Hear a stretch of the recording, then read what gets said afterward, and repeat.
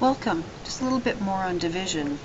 We have a question up top, and I did a question like this in an earlier series where we've got some division going on and a missing cubic term.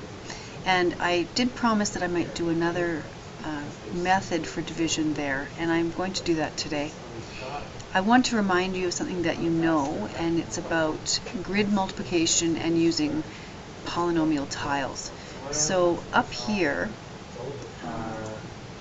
I have reminded us that if we multiplied x plus 2 times x plus 3, we'd get x squared plus 2x, and then down here plus 3x, because x times 3 gives me 3x pieces, and 2 times 3 gives me 6. I'm being a little bit lazy there, not making the tiny unit squares, but my focus is not there. So if you recall how multiplication can always be,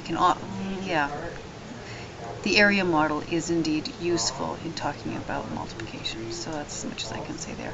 Here's what it looks like more symbolically as a grid. And then because we know that multiplication can be expressed in this grid using the distributive property kind of really revealing itself in all of these squares, in all these quadrants of the grid, put lines there. The same grid can be used for division. This could be dividing into x squared plus 5x plus 6. This would be my quotient, and it's from there that I have put together this way of dividing. So here is polynomial division using the grid. Okay, so the first thing I do is take my divisor, place it down horizontally on that left-hand column, and then I say, okay, just like I did in long division, the first part of the dividend is n to the 4th power. And if n to the 4th power is the first part, then I need to just take n and divide it into n to the 4th power. And I get n cubed. The next piece is for me to multiply n cubed times negative 2, much like I did over here when I multiplied everything in the top row times everything in the side column. And I end up with negative 2n cubed. Now, this is the trickiest part in this method, I think, and that is I have to continually balance in this direction, in this diagonal direction. Here, these two things are adding to 5x. I need to make sure that these two things add to however many n cubes I have in the top question. And if I come back again, I have no n cubes. That's why I chose this question. So I'm going to reveal what I did there. I compensated by putting 2n cubed there. That indeed does add to 0n cubes. So I have kept this bottom quadrant, this area. I'm approaching what this expression is up here, this polynomial expression. So then I divide in, and I get 2n squared. And when I do that, I end up saying, okay, well then that's got to be negative 4n squared down here, okay, because I multiplied those two values.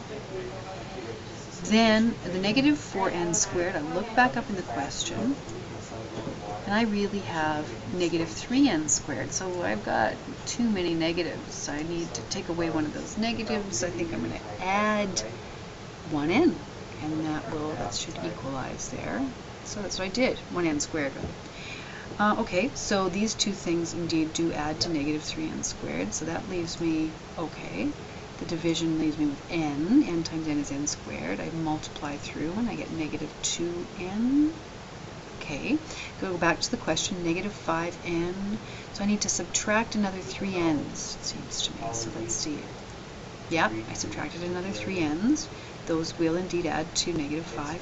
So now, okay, that's the negative 3, because I divided n into negative 3n is negative 3. Multiply through to get positive 6. And then what value, when added to 6, gets me down to 2? Negative 4. That's the remainder. Try this as a regular division question and see how what I've done here compares to what you would do in a regular long division question. If you're loving synthetic division, and I don't recommend my students learn synthetic division, but if you're someone who loves it, you could compare this method to synthetic division. What I like about this algorithm for division is that it's memorable, especially if you've been a grid multiplier in your history.